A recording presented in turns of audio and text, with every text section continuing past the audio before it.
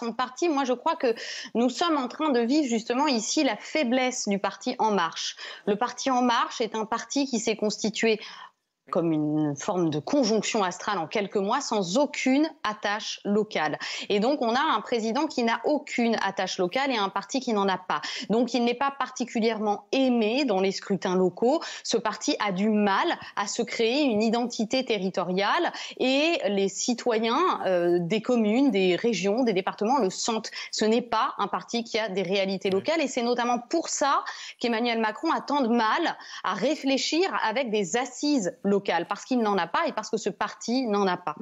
Le point de droit, c'est qu'à mon avis, nous n'avons pas besoin d'un nouvel acte de décentralisation. Chaque président a créé son acte de décentralisation, au point que certains d'entre eux ont même décousu ce qu'avait fait le précédent comme leur propre acte. C'est ce qu'a fait François Hollande. Il a créé des lois simplement pour revenir sur les lois Sarkozy, pour marquer de son empreinte la question de la décentralisation. Donc je ne crois pas que ce soit un problème de moyens législatifs. On en serait à l'acte, on a dénombré l'acte 1 de la décentralisation en 82, on en serait à l'acte 6 ou 7 si on prenait cette loi 3D qui a changé de nom d'ailleurs en 1 an et demi. Ça prouve qu'on n'est pas forcément très fervent au moment de l'adopter. Je ne crois pas qu'on ait forcément besoin de cette loi. Ce dont les maires se plaignent, c'est la recentralisation de la décision et la recentralisation financière. Et c'est ici que j'aborde le point du discours. C'est que j'ai le sentiment que le président de la République utilise la tâche locale ou les élus pour asseoir le discours national, mais pas nécessairement pour prendre en compte les réalités locales, pour les faire remonter au niveau national. Alors que pourtant, c'est un élément qui devient de plus en plus important. L'autre élément, c'est surtout les finances.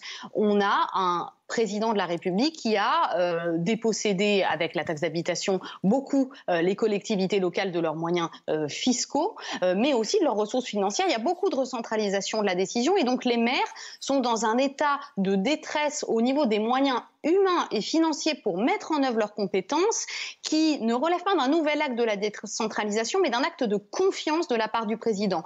Donc je crois que si Emmanuel Macron veut vraiment être aimé des assises locales et reprendre un petit peu pour son parti un espèce de bain de jouvence territorial, il faudra qu'il donne plus de moyens financiers et de moyens humains aux collectivités territoriales pour s'armer. Il faut savoir aussi que le projet de loi devait aller avec un projet de loi constitutionnel de révision et que cette révision constitutionnelle, on ne la voit toujours pas arriver. Donc la 3D sans la Constitution, ça risque de ne même pas être possible.